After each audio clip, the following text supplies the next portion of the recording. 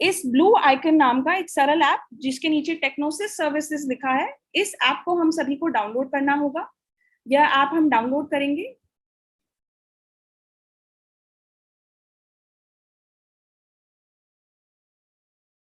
और फिर इसे ओपन करेंगे। कुछ इस तरीके का लॉगिन स्क्रीन रहेगा। सभी को अपने स्कूल का एक आईडी एवं पासवर्ड प्रदान किया जाएगा। यह आईडी एवं पासवर्ड सभी टीचर्स, एक स्कूल के सभी टीचर्स इसी आईडी पासवर्ड के थ्रू सरल ऐप में लॉगिन कर पाएंगे। उसके बाद नीचे रिमेंबर मी का जो आइकन है उसे क्लिक करना होगा। तो अपना स्कूल का आईडी और पासवर्ड डालें और रिमेंबर मी करके लॉगिन करें।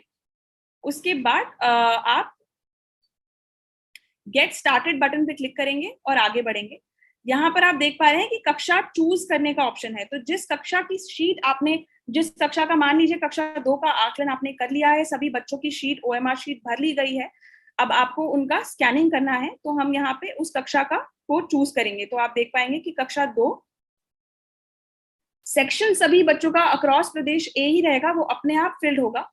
इस स्टेप के अंदर जो सब्जेक्ट है, इसके अंदर आपको जो भी प्रश्न का सेट था और आगे आकलन की तिथि लिखी होगी, उस सेट को चूज करना है और सबमिट बटन पे क्लिक करना है।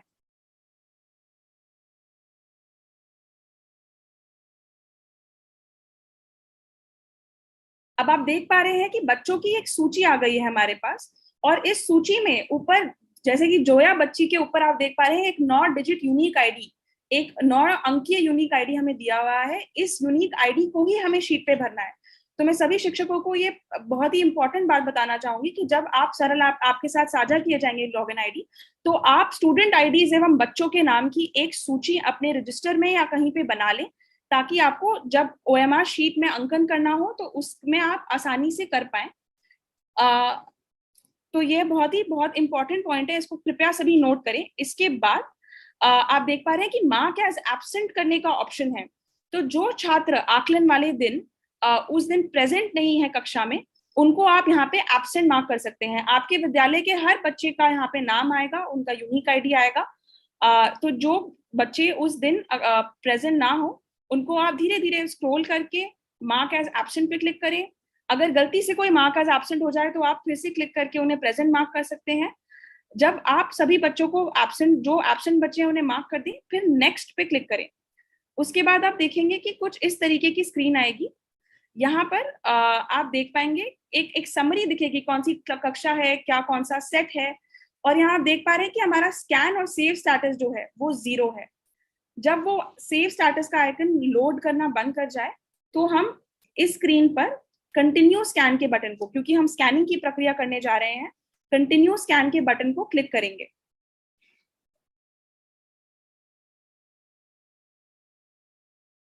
इस बटन को क्लिक करने के बाद यहाँ आप देख पा रहे हैं डैशबोर्ड का ऑप्शन है, बैक का ऑप्शन है। यदि कोई गलती हो तो आप बैक भी जा सकते हैं। उसके बाद नीचे, सबसे नीचे स्क्रीन में एक बड़ा सा मोटा सा स्कैन का लाल रंग का बटन आप देख पा रहे होंगे।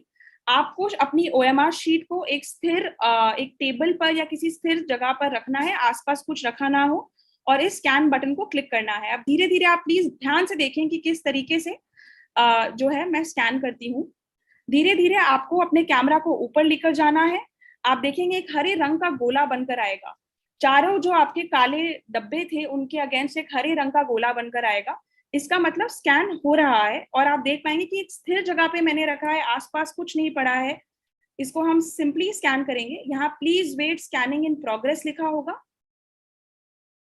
यह कुछ सेकंड का टाइम लेगा। और सिंपली आप देखिए यहाँ पर स्टूडेंट आईडी आपका अपने आप जो आपने लिखा था वो कैप्चर हो गया। बच्चे ने जो भी फिल किया था वो भी किस प्रश्न के अगेंस्ट, क्या आपने, यदि आपने काला गोला मार्क किया होगा तो 1 लिखा आएगा, यदि खाली छोड़ा होगा तो 0 आएगा। कोई त्रुटि हो तो आप उसे एडिट कर सकते हैं और उस एडिट करने के बाद उसे चेंज कर सकते हैं, स्टूडेंट आईडी में भी और मार्क्स के अंदर भी। दोनों चीजों को आप एडिट कर पाएंगे। क्योंकि हमने एक शीट पर, जैसे कि आपने देखा, 8 बच्चों के स्कैनिंग की जगह थी, 8 बच्चों के लिखने की जगह थी। तो 8 बच्चों का कक्षा 1 से 3 में एक बार में स्कैन हो जाएगा।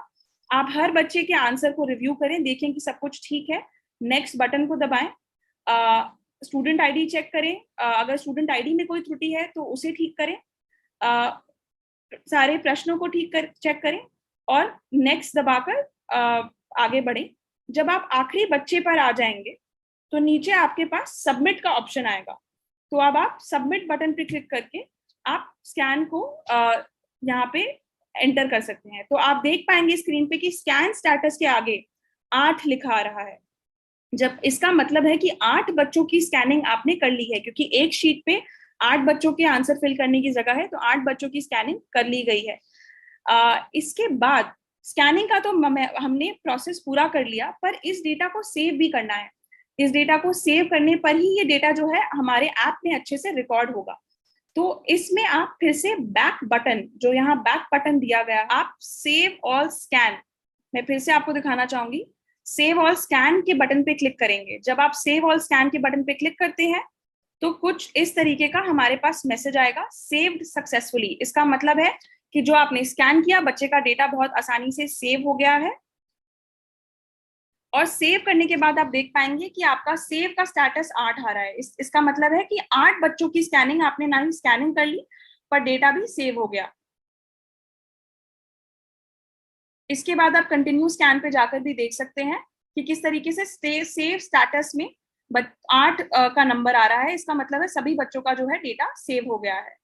अब नीचे जो जो हमारा लाल बटन दिया गया है, इसके थ्रू आप मल्टीपल शीट को स्कैन कर सकते हैं। तो मेरा ये रिकमेंडेशन रहेगा कि हम 3-4 शीट को एक बार में स्कैन करें। एक शीट में 8 बच्चे हैं तो हम 4 शीट में कम से कम हम लगभग 36 बच्चों का स्कैन कर पाएंगे।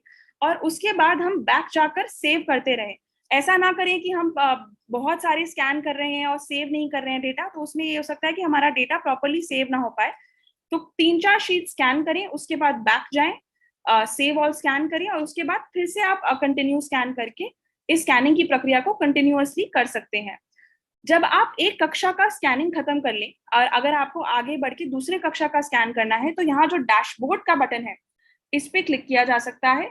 इस डैशबोर्ड के बटन पे क्लिक करने पर आप सिंपली जो है हमारे मेन स्क्रीन पर आ जाएंगे, जहां पे आप फिर से कक्षा को चूज कर सकते हैं। मान लीजिए आपने कक्षा 2 का स्कैन कर लिया, अब आप कक्षा 1, कक्षा 3, जो भी कक्षा का आपने आकलन किया है और ओएमआर शीट भरा है, उस कक्षा को आप स्कैन करने के लिए फिर से कक्षा पर चॉइस कर सकते हैं। तो यह हमारा